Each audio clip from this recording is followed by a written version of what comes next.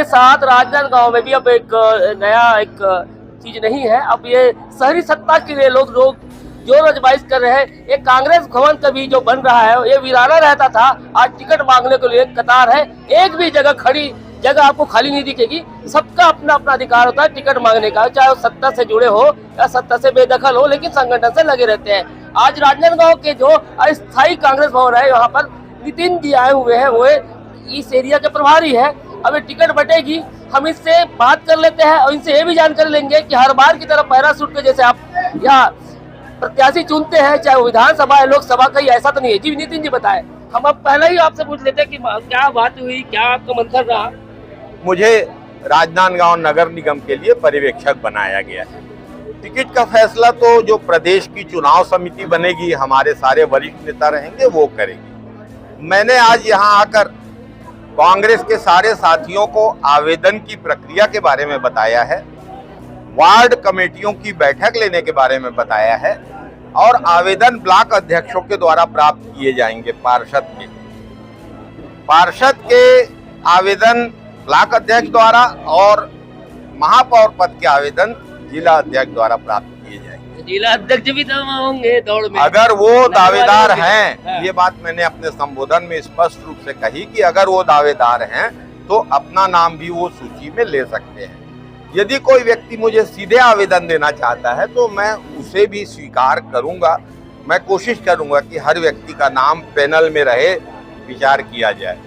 Feedback के लिए भी मैं यहाँ लगातार कार्यालय में बैठूंगा, वरिष्ठ नेताओं से मार्गदर्शन लूंगा, सब लोगों से सहयोग लेके हम लोग राजनांदगांव में चुनाव जीतने की कोशिश करेंगे। राजनांदगांव में हेमा देशमुख जीती हैं। जब डायरेक्ट इलेक्शन था उस समय भी नरेश डाकलिया जी और विजय पांडे जी ने भाजपा को यहाँ शिकस्त दी है। हमारी पूरी मेहनत है, हमारा पूरा संकल्प है कि फिर भाजपा को हम शिकस्त देंगे। विजय पांडे ने भाजपा ने कांग्रेस को भी शिकस्त दी थी, वो निर्दलीय थे। वे निर्दलीय थे लेकिन मूल रूप से कांग्रेस में थे और बाद में वे कांग्रेस से जुड़ गए। विजय पांडे जी का बेटा तथागत पांडे आज भी कांग्रेस में है, उनका परिवार कांग्रेस में है।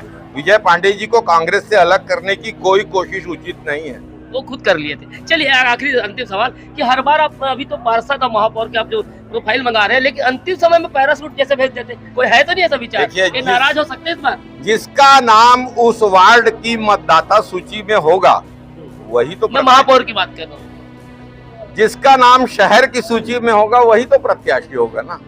तो इसमें तो हम लोगों ने कहा है सबसे कि अपनी मतदाता सूची का क्रमांक प्रस्तुत करें, किसी प्रकार का कोई संशय मत रखिए, सब सही होगा, अच्छा होगा। हम सब मिलके ये क्या दिखा ग्रास लेवल में आप आज मीटिंग? बहुत उत्साह है कांग्रेस के कार्यकर्ताओं में और भाजपा सरकार के विगत कार्यकाल को देखकर जो नाराजगी है उसका लाभ कांग्रेस को मिलेगा। चलिए, तो बहुत उत्साह है कांग्रेस के कार्यकर्ताओं में, ऐसा कहना है यहाँ के प्रभारी का। लेकिन हम फिर बता रहे हैं कि अब शहरी सत्ता के लिए जो जोर आजमाइश हो रही है, कुछ पार्टी में धक्का मुक्की ज्यादा है, कांग्रेस में थोड़ा कम है। ठीक है, धक्का मुक्की कम है, दावेदार भी यहाँ कम है, लेकिन अंतिम समय में कांग्रेसियों से नाराजगी झेलनी पड़ती है या उनके अधिकारी के, क्योंकि कहीं न कहीं पैराशूट जैसे आ जाते हैं। तो हमने पूछा है नितिन जी से, कहीं इस बार भी पैराशूट तो नहीं है? तो उन्होंने कहा ठीक है, देखेंगे। खैर, आने वाला वक्त बताएगा कि राजनांदगांव के प्रत्याशी के रूप में महापौर को किसको टिकट दी जा सकती है, कितने नाराज होंगे, कितने जाके पार्टी छोड़ देंगे या दूसरे दल में चले जाएंगे। आज हम लोग इस खबर पे है, इसके बाद फिर खबर बने रहेंगे। लगातार खबर पे देखते रहिए। अपडेटिंग के साथ अभी मैसेज कर सकते हैं और कमेंट भी कर सकते हैं।